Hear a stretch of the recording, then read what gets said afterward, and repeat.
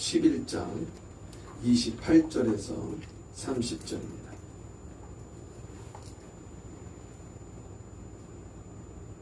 신약성경 18페이지 마태복음 11장 28절에서 30절 우리 같이 한번 읽어볼까요?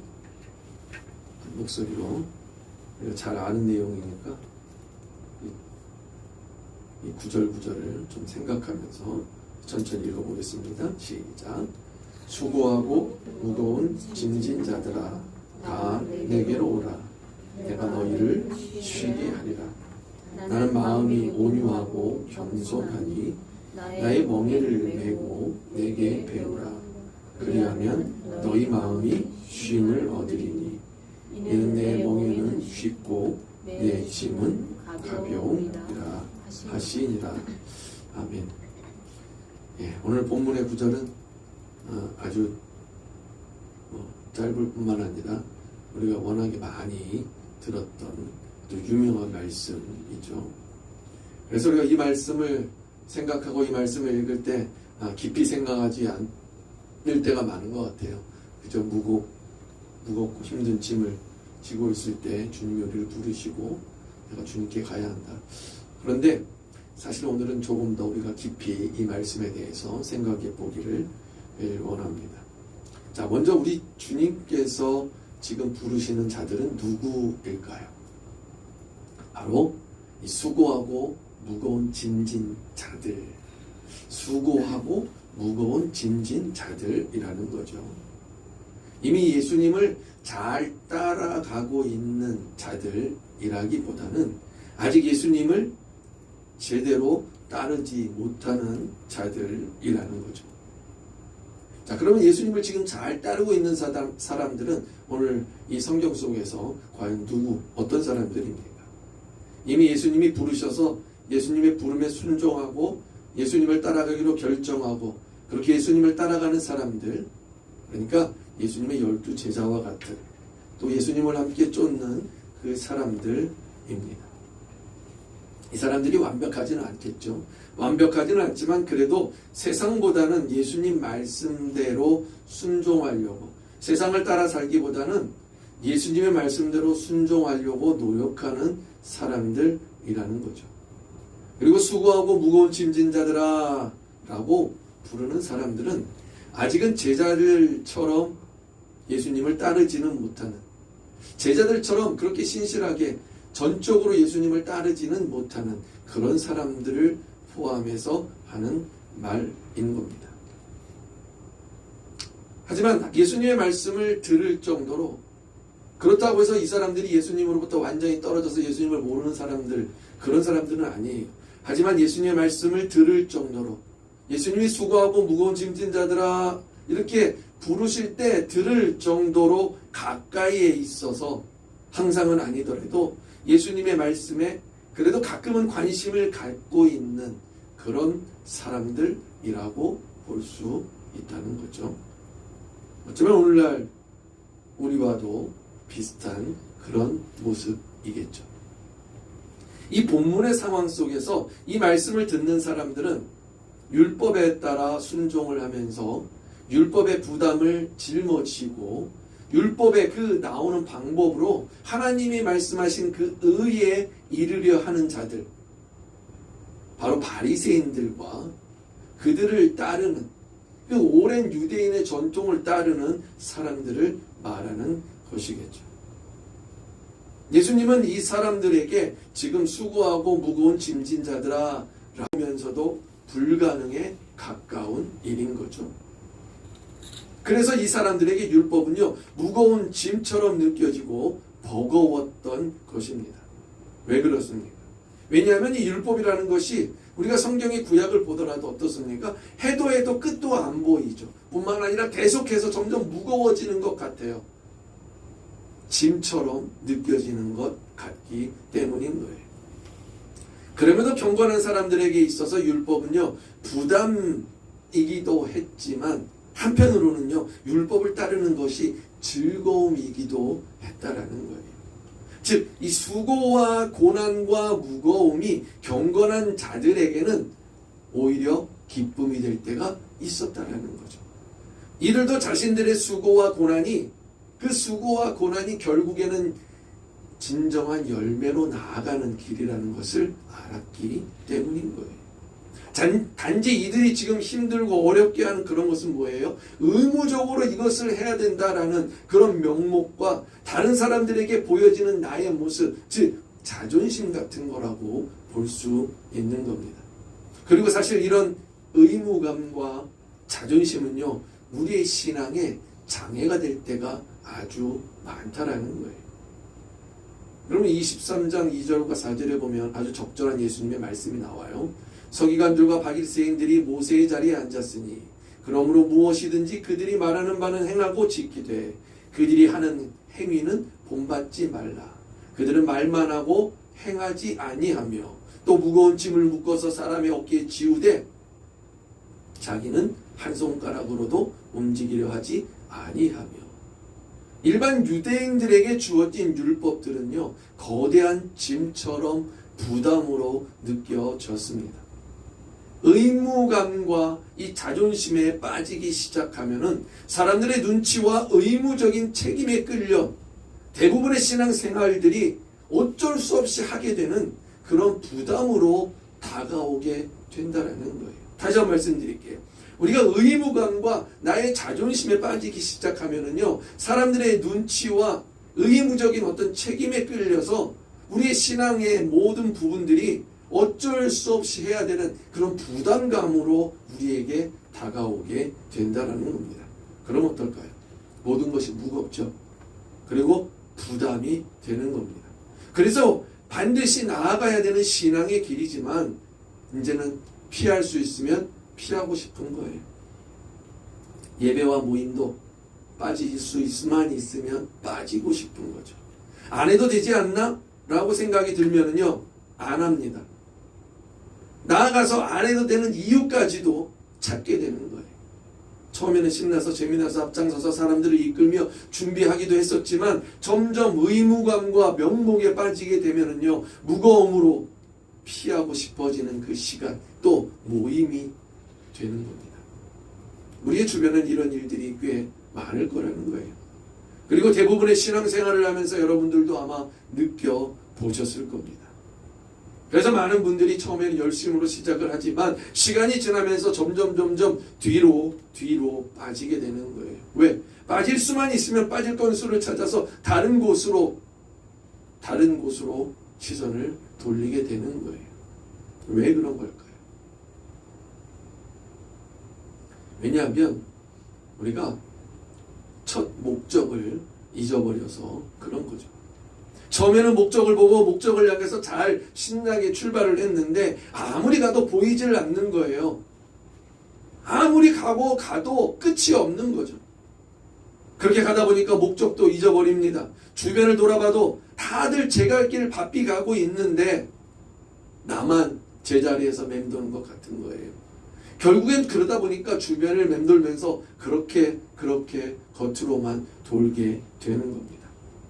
그래서 교회 안에서도 이제는 세상의 유흥, 비슷한 것, 세상의 돈, 또 세상의 즐거움, 그런 다른 목적들을 찾게 되는 거죠. 왜 그렇습니까? 왜냐하면 기독교의 본질인 예수 그리스도를 만나는 그 목적을 잊어버렸기 때문인 거예요. 그저 모든 것이 무겁고 그저 모든 것이 의미 없는 수고, 그저 이름만 남은 그런 것입니다. 남아있다라면 그것은 대부분의 세상적인 즐거움과 섞여 있는 그런 종류들 뿐이라는 거죠.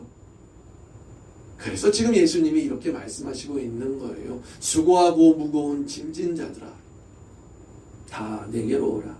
내가 너희를 쉬게 하리라. 이 예수님의 말씀은요, 당시에 무거운 짐을 지고 사람들의 눈치를 보던 유대인들 뿐만 아니라 오늘날에도 여전히 다른 사람들의 눈치를 보며 살아가는 크리스찬들에게 하시는 말씀인 거죠. 아직 여전히 의무감과 또 책임감 같은 짐에 눌린 채로 그래도 그런 짐을 짊어지고로서라도 예수님의 음성을 듣고자 하는 우리 같은 사람들에게 하시는 말씀인 거예요. 여러분, 사람들이 예수님께 나아가지 못하는 가장 큰 장애물은요, 예수 그리스도가 필요하다는 것을 깨닫지 못하거나 그 예수님의 필요성을 인정하지 않기 때문인 거예요. 즉, 예수님의 존재를 믿지 않거나 예수님이 필요 없는 거예요. 아직은. 우리가 우리 스스로를 고칠 수 없다라는 사실을 인정할 때에 우리가 병원의 의사한테 가잖아요. 내가 혼자서 고칠 수 있어. 내가 집에서 그냥 이렇게 속이 안 좋아. 그럼 뭐 먹어요? 사이다 먹나요? 옛날엔 사이다 했는데 뭐 매실청 이런 걸 먹으면서 그럴 수 있으면 병원에 안 가죠. 근데 도저히 안 되는 거예요. 그러면 의사에게 가는 거예요. 이런 것처럼 우리는 우리 자신이 죄인이고 나는 스스로를 구원할 수 없다라는 사실을 인정하며 나 자신을 부인하고 예수님께로 나아가야 하는 거예요. 제가 예전에 오십견 비슷한 왼쪽 어깨가 너무 아파서 불편한 적이 있었어요. 자다가도 깰 정도로 너무 아파서 왜 그런지 고민을 했어요. 이 근육이 부족해서 그런가 하고 운동을 좀 하기도 하고 그러다가 이제 결국에 병원에 가서 진료를 받는데 주사를 주는 거죠. 그리고 주사를 맞고 나니까 딱 반나절 정도 괜찮다가 다음날 되니까 다시 예전으로 돌아가더라고요. 그래서 다시 이러다가 괜찮겠지 하고 견디다가 도저히 안 되겠는 거예요. 움직일 때마다 신경이 쓰여서 너무 불편했던 거예요. 그래서 그 근처에 가까운 병원을 갔어요. 다른 병원을 갔어요. 그리고 그 의사가, 간호사가 좋은 주사가 있다고 추천하길래 그걸 맞았죠. 나중에 무려 계산하는데 난 그렇게 비싼 줄은 몰랐어요. 무려 한 12만 원 정도 치료비가 나왔더라고요. 그래서 3번을 오라고 했는데 한 번 맞고 괜찮더라고요. 그리고 또 가기에 또 부담이 되죠. 그래서 안 가는 겁니다. 안 가도 괜찮을 것 같은 거죠. 그래서 안 가는 거예요. 이처럼 우리의 신앙도 마찬가지예요. 안 가도 괜찮을 것 같으면 안 가는 겁니다. 빠져도 괜찮을 것 같으면 빠지는 거죠. 문제가 있다라는 사실을 인정하고 내가 이것을 해결하고자 하는 의지가 있어야 그나마 해결의 가능성이 있잖아요. 제가 어깨가 아파서 병원에 2번째 갔을 때 보험이 안 되는 치료, 그래서 가격이 너무 비쌌던 거예요. 그래도 제가 잘 모르니까 그냥 의사가 시키는 대로 맡기고 어깨에 바늘이 한 3cm, 바늘만 3cm 정도 됐던 것 같아요. 그 주사를 무려 7대를 맞았어요. 그리고 또 방을 옮겨서 침대에 눕혀놓고 초음파로 목에다가 여러 번 주사를 맞는 거죠. 바늘 길이가 그거는 5cm도 넘었던 것 같아요. 엄청 길었어요. 그거를 저를 눕혀놓고 이렇게 돌려가면서 목에다가 찌르는 거예요. 의사는 저를 보지도 않아요. 그리고 곁눈으로 이렇게 보면서 초음파 화면만 보면서 이렇게 이제 주사를 누르고 있더라고요. 그러니까 겁이 나기도 했어요. 그런데 일단 병원에 왔으니까 어떻게 합니까? 의사가 시키는 대로 해야죠. 여러분, 시키는 대로 해야 되는 거예요. 그래야 나을 수 있는 거죠. 28절을 보면 예수님은 자신에게 오는 사람들에게 안식을 약속하십니다. 그리고 우리는 이 말씀을 의지하고 믿음으로 주님을 따라가야 하는 거예요. 구약에서 지혜가 말하듯이 하나님께서 모세에게 말씀하시듯이 예수님이 지금 말씀하시는 거예요. 내가 너희를 쉬게 하리라. 우리가 예수님께 나아가는 것은요, 오늘 우리가 이렇게 교회에 나오는 그것만을 말하는 것이 아닙니다. 여러분, 예수님께 나아간다라는 그 말은요, 곧 예수님을 만난다라는 거예요. 교회를 만나는 게 아니라 예수님을 만나러 가는 겁니다. 눈에 보이지 않는 예수님을 만나기 위해서 뭐가 필요할까요? 바로 믿음이 필요한 거죠. 믿음의 눈으로 보고 나아가야 하는 거예요. 믿음으로 예배에 나가고 예배를 통해 예수님이 나를 만나 주실 것이다 믿고 나아가야 하는 거죠. 병원에 가는 거 어때요? 내가 나을 거라고 생각하고 병원에 가서 주사를 맞잖아요. 무서워도.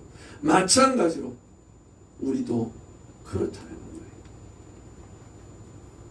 내가 무섭지만 그래도 내가 나을 거라고 생각하고 내 몸을 맡기고 이렇게 돌아가면서 그 긴 바늘 주사를 만드는 거예요. 물론 혹시나 나을까 하는 마음으로 가는 그런 사람도 있겠지만 대부분은 그래도 믿는 마음을 더 가지고 나아가는 거죠.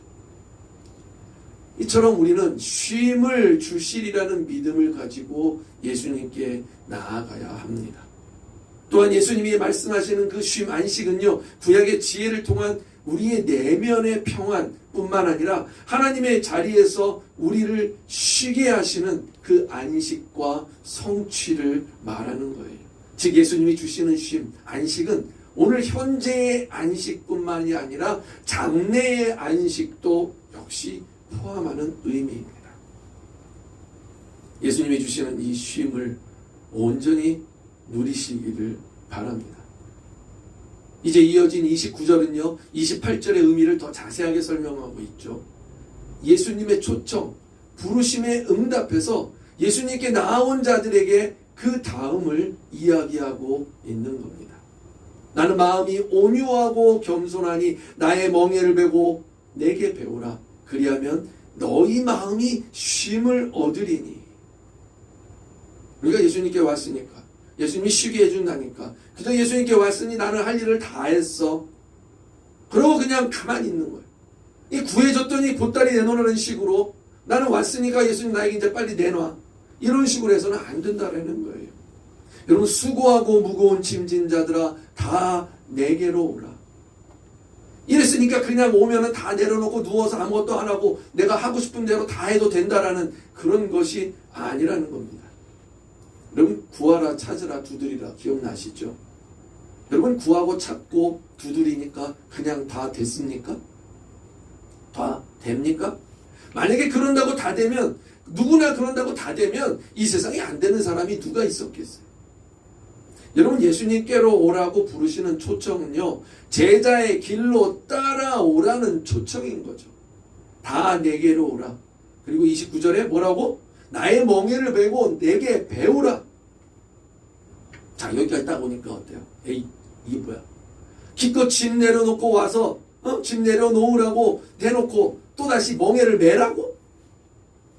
이 대부분의 사람들은 어때요? 여기서 포기하고, 아, 이건 약 파는 거야. 그러고 그냥 돌아가는 거죠. 제가 한번 병원에 가서 주사를 맞고 포기하고 안 가는 것처럼 말이죠. 여러분, 이상하게도요, 술을 먹고 나서 다시는 안 먹는다고 하지만 속고 또 먹으면서 또 먹어요. 이상하게도. 그런데 교회 가는 것은 그렇지 않다라는 겁니다. 이상하게도 교회 가는 것은 무엇인가가 꽉 붙들고 못 가게 하는 것처럼 은혜를 받아야 되는데 받지 못하게 무언가가 꽉 붙들고 못 가게 하는 거예요. 제가 느끼기에는 믿고 기도하면 분명히 들어주시는데 그저 입으로만 기도한다고 할 뿐 마음은 여전히 다른 곳에 간 채로 입만 그렇게 말하고 있는 거예요. 그저 입으로 주여 주여 아멘 아멘 흉내는 내고 있지만 마음은 여전히 요거 끝나고 놀러 갈 곳 전혀 다른 생각을 하면서 있다라는 거예요. 오늘 본문에 나오는 이 멍에 쥐곤이라는 단어는요, 이 신약 성경이나 유대 문서에도 율법을 나타내는 은유로 사용되었어요. 멍에, 즉 율법이라는 거죠. 그래서 나의 멍에를 메라라는 말씀은 곧 예수님이 말씀하시는 율법, 예수님의 가르치심, 그것을 따르라라는 말씀인 거예요. 그리고 이어서 내게 배우라 라는 말은 구약에서 율법에 순종하라는 의미처럼 예수님의 가르침에 순종하라라는 의미인 겁니다. 결국에 우리가 가진 수고와 무거운 짐을 벗어버리고 예수님의 가르침에 순종하며 나아가라는 거죠. 그러면 우리의 마음의 쉼을 얻게 된다라는 겁니다. 왜냐하면 그 이유가 30절에 나와요. 이는 내 멍에는 쉽고 내 짐은 가벼움이니라. 여러분, 간단히 말하면요, 바리새인들의 길을 가는 사람들은 어쩔 수 없는 의무감과 책임감에 그 무거운 짐을 짊어지고 가요. 하지만 예수님을 따르는 길은 쉬운 멍에와 가벼운 짐을 질 것이다, 이런 말씀인 거예요. 물론 이 안에는 제가 지금까지 말씀드린 그런 내용들이 담겨져 있는 겁니다. 사실 세상에서 힘들고 어려움이 많은 분들이 수고하고 무거운 짐진 자들, 그런 분들이 교회를 찾죠. 교회를 통해서 돈을 벌어 부자가 되거나 또 내 이름을 세상에 알리거나 또 만사가 형통한 일을 그런 일을 구하는 사람들도 종종 있기는 합니다. 하지만 대부분은요, 평안과 위로와 격려를 원하는 분들이 교회를 찾는 거죠. 이런 분들에게 교회가 줄 수 있는 것은 뭘까요? 바로 예수 그리스도를 통한 쉼인 거예요. 이게 교회에서 줄 수 있는 유일한 거고, 교회에서 반드시 받아야만 하는 겁니다. 그저 이야기를 들어주고, 그저 어떤 해결책을 알려주고, 그런 거는 점쟁이나 카운슬러가 하는 거 아닙니까? 오히려 그런 것은 여러분 무당이나 흥신소 또는 병원을 찾아가는 것이 훨씬 더 빠를 수 있다는 거예요.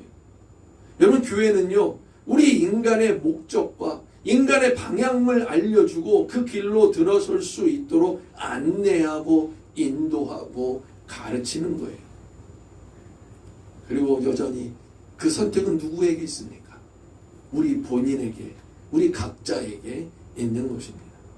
예수님은 하나님의 신분으로 이 땅에 오셔서 인간의 목적이 하나님의 계획에 따라 살아가는 것임을 가르치시고 있습니다. 예수님은 세상의 모든 사람들에게 예수님께로 와서 함께하며 예수님을 따르라고 초청하시고 있는 겁니다. 이 예수님을 따르는 길이 바로 우리가 매야 할 멍에인 거예요. 우리는 이 멍에를 메고 예수님을 따르는 길, 그것이 곧 우리에게는 짐 같지만 사실은 이것이 쉼이라는 겁니다. 우리가 주일마다 놀면서 이리저리 바쁘게 살아가다가 어쩌다 한번 교회에 가려고 하면 그것이 멍해처럼 느껴질 수 있습니다. 일주일에 한번 교회 가다가 이제는 수요일 금요일까지 가려면 그것이 또 멍해처럼 느껴질 수 있어요. 또 그러다가 매일같이 새벽에 교회 나가려고 하면, 새벽 기도를 가려고 하면 그것이 또 멍해처럼, 족쇄처럼, 책임처럼, 의무처럼 그렇게 느껴질 수 있다라는 거예요. 하지만 여러분, 우리가 정작 예수님을 만나게 되면은요, 이 모든 것들이 다 달라지게 될 겁니다. 예수님을 만나면 모든 것이 새로워지는 겁니다.